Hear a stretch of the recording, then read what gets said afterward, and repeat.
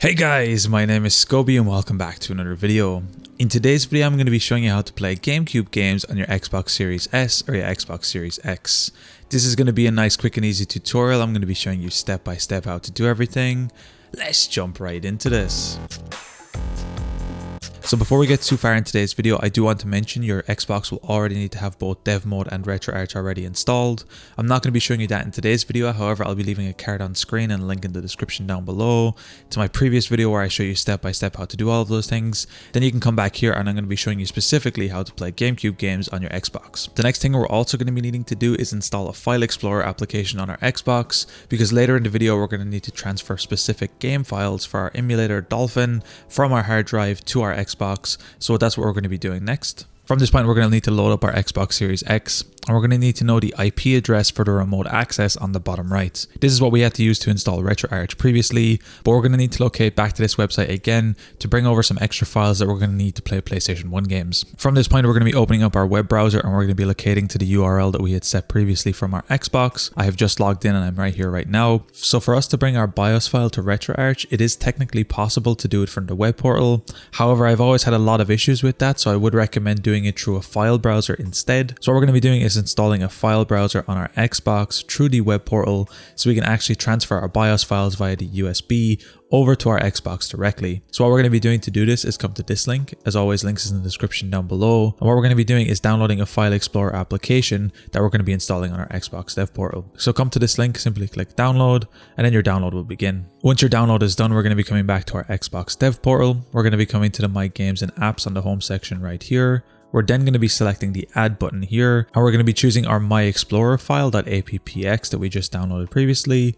Click open, select your file, select next, then select start, and then your file will start to install. Now this can take a couple of seconds before it fully installs and opens up on your Xbox, and just like that the file should be installed. Now once that's done, we're going to come back over to our computer and we're going to be talking a little bit about the content and files we're going to be needing. We're going to be talking about the system files we're going to be needing for our Retroarch application, and then we're going to be talking about game files a little bit later. So the first thing we're going to be needing to do is download game assets for our actual Dolphin emulator. To do this, what we're going to be doing is coming to this link. Links is always in the description down below. And this is going to be for the desktop version of the Dolphin application. We're going to be getting this and we're going to be taking some files from it. So what we need to do is come here. We're going to be clicking here to download the latest version of Dolphin. And once we come here, we're just going to be downloading the latest version of the Windows x86. As you can see, I have it here. Simply left click on this and then your file will start to download. From this point, I'm just going to be moving it to my hard drive, and you can see I have it right here. Now this is in a .7 zip file and we are going to need to extract this. So for this, you will need either a WinRAR or 7-zip to open this up. I'll be leaving both of these linked in the description down below. For today's video, I'm going to be specifically using 7-zip, although the process is very similar for WinRAR. And you may also need this application for games a little bit later on, so it is important to get these. So to extract this, what we're going to be doing is right clicking, we're going to be hovering over 7-zip, and we're simply going to be clicking extract here.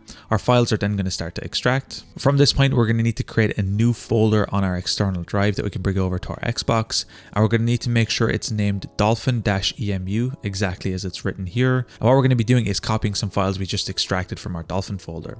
So what we're going to be doing is opening up the Dolphin extracted folder that we have, and we're going to be looking for the system folder contained inside in this. We're simply going to click it, we're going to right click, and we're going to copy. And then we're going to be going to our Dolphin-EMU folder that we have here. We're going to be double clicking inside here, and we're simply going to be pasting our system folder file right inside here. Now just like that, we have our system folder inside here, and now this folder is ready to be brought over to our Xbox Retroarch folder a little bit later on. From this point, we're ready to talk about games, and I will mention in today's video, I'm not going to be showing you where to download games, although they are really easy to find. A quick Google search will help you out, or you can feel free to create a dump or copy of any of the existing games that you have. Again, I won't be showing you that in today's video, however, I will be leaving some links in the description down below that will bring you in the right direction for that. But once you have your games and you've downloaded them like me, they will most likely come in a .7 zip or a .rar format. As mentioned earlier, for this type of file, we will need either WinRAR or 7-zip to extract this. Again, links to both of these in the description down below. For today's video, again, I'm going to be using 7-zip. To do this, we need to right click our game, we need to hover over 7-zip, and I'm simply going to be extracting the files here. Once your game is extracted, it will come in a .iso format, and that's exactly what we're going to be looking for our emulator. From this point, we're going to be taking our external drive with the contents we created earlier for our Retroarch application, and we're going to be taking our .iso game files, we're going to be bringing over to our Xbox, and we're going to be continuing from there. So once you're over on your Xbox and you've plugged in your drive, if this is your first time plugging in your drive, you might get this pop-up asking if you'd like to use it for Xbox game storage or media storage. It's really important here that you select media storage so we can add whatever files we want on here. Otherwise, if you select game storage, it will fully wipe your drive and only allow you to install Xbox games on this. So it's important that you make sure this is entered correctly. From this point, we're going to be opening up the My Files Explorer application here, and we're going to start transferring over some files. Once this is opened up, what we're going to be doing is using our left thumbstick, and we're going to be hovering over removable storage devices. We're going to be clicking the A button here, and from this point, what we're going to be doing is locating to wherever our BIOS file is downloaded.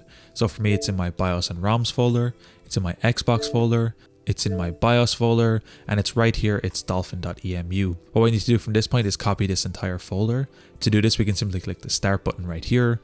We can select copy folder, and now we're going to have to locate to our Retroarch folder and transfer that over. To do this, what we're going to be doing is coming here to the My Library on the left. We're going to be selecting the isolated storage right here, and here it will now show up blank, and that's because we're currently in the My Files Explorer application folder. Don't worry, we can simply back up one out of this by clicking on packages. Here we're going to see a bunch of different folders. What we're going to be looking for is the IE4C folder. As you can see, mine is right here, and this is going to be our Retroarch folder. We can simply click A to open this up. Once we're here, we're going to be clicking on the local state folder right here. We're then going to be scrolling down using our right thumbstick to come down. We're going to be coming to our system folder, and here's where we can place all of our BIOS files. We can really easily paste our BIOS file here by clicking the start button. We're then going to be hovering over paste, simply click A, and then our files are going to start to paste. Now this might take a couple of seconds while everything pastes over, so you might need to be a little bit patient here. Once your files are transferred over, we can really easily just click the home button, and we're simply going to be returning to the home or our dev mode UI. And now we're going to load up Retroarch. We can simply select it from here and click the A button to launch. So once Retroarch opens up, we're going to be brought to the main menu right here. What we want to do from this point is simply click the load core option right here, and now we're going to be scrolling down until we see Nintendo, and we're going to be scrolling down until we see Nintendo-GameCube, and there is only one GameCube core here, Dolphin. Once we have this, we're simply going to be clicking the A button to select it, and it's going to be loaded on the bottom left. Now, one extra thing I will mention, when trying to play GameCube games, you might get some issues on screen, or specifically video not showing up when trying to play games. What we're going to be doing is starting on our main menu. We're going to be clicking 1 to open up our settings. We're going to be clicking A to open up our drivers here. And what we're going to need to do is change our video driver from GL, like we did in our Retroarch video, to either D3D12 or D3D11. When you have it set to D3D11, all of the icons in Retroarch will sadly break.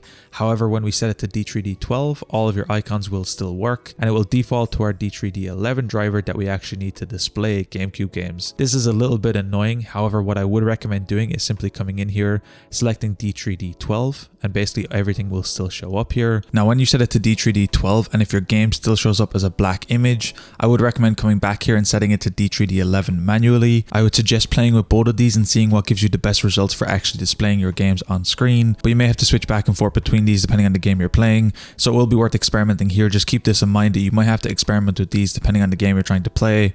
It's a little bit frustrating, but nevertheless, here we are. We're then going to be coming back to the main menu, coming to configuration file, and basically saving a new configuration file so we can always revert back to this whenever we need to. So whenever you load up Retroarch, it will go to our default. However, what we can do is simply load configuration and select our second configuration file, which we just created right here, which will then be ready for our Retroarch to load up GameCube games whenever we want to do that. From this point, we're simply going to be coming down one. We're going to be clicking on load content, again directly under the main menu, and we're going to be locating to where our games are downloaded. Now, your games will most likely be on your E drive if you're using an external drive. However, for me, I have my hard drives partitioned, so it's going to be split across my E and my F drive. Although at the moment my games are in my F drive, although for you they will most likely be in your E drive. From this point, you simply want to locate to your game. As you can see, I have my Pokemon XD Gale of Darkness.iso file right here. We then simply need to click the A button, Again, if you have multiple cores that can read this file type, you will need to select the core you want. Since we already have Dolphin selected, it will show up at the very top here. Otherwise, you can scroll through this list to find Dolphin. Again, simply click A, and then your game is going to start to load up. Now, depending on how big your game is or the GameCube game you're trying to play, it may take a couple seconds here and you may be stuck with a blank screen for a little bit while your game fully transfers over, but you'll need to be a little bit patient here while your game loads up. It will load up, it might just take a couple seconds. Now, my overall experience with Dolphin on the Xbox Series S has been overall good. I do get some graphical glitches and some slowdowns in some games. However, other games run really well, and I feel like it's a pretty good way to play GameCube games on your Xbox Series S or your Xbox Series X. Now, from this point, we're going to be opening up our Retroarch menu. To do that, you can press whatever combination key you have set up previously. For me, it's down and select, and here we can see all of our usual Retroarch settings. However, what we're going to be doing is scrolling down here until we see the options tab, and here we're going to be seeing some core specific options for our emulator. Now, inside here, a lot of these you won't actually need to play around with. However, the few I will suggest you take a look at. One is the EFB scale. By default, it's going to be set to 1x or 640 by 528. However, you can feel free to come in here and play around with the resolution and scale if you would like to play around with this. The next thing is going to be the renderer. By default, it will be set to hardware. However, you can come in here and play around with hardware, software, or null. If some games are giving you issues, you can come in here and feel free to experiment with this a little bit. Depending on what you're trying to do, this can be a good thing. The next thing I'd recommend taking a look at is both widescreen and widescreen hack. This will basically set your game to run in widescreen, or widescreen hack will force it to run in widescreen. This can be something I'd recommend experimenting around with too. The next two things are going to be both progressive scan and PAL 60. Progressive scan is definitely what I would recommend using by default, and it is set on by default as well. And the same thing with PAL 60 to basically run your games at PAL and native 60 FPS, which is definitely the best way to play games if you can do that. And the rest of the settings you can feel free to experiment around with. Depending on what you're trying to do, you can do some nice things here, but by default I didn't have too many issues when trying to play GameCube games on my Xbox. Now, one extra thing I would recommend doing is creating a game playlist. As you can see, I have one right here created for my SNES. It basically concatenates all of your games in one section and gives this nice little UI here with the little cartridge or icon next to it. It's definitely something I'd recommend doing. I'm not going to be showing you in today's video, however, I will be leaving a card on screen and a link in the description down below. It's definitely something I'd recommend checking out and doing. It's a really cool feature. Anyway guys, it's as easy as that to play GameCube games on your Xbox Series S or your Xbox Series X. If you guys enjoyed this video, be sure to drop a like. Subscribe if you're new, check out the other videos on the channel. I'm going to be leaving a link down below to my PayPal if you found these videos helpful and you want to support me. Anyway guys, thank you so much for watching. Until next time, as always, keep it saucy. Peace.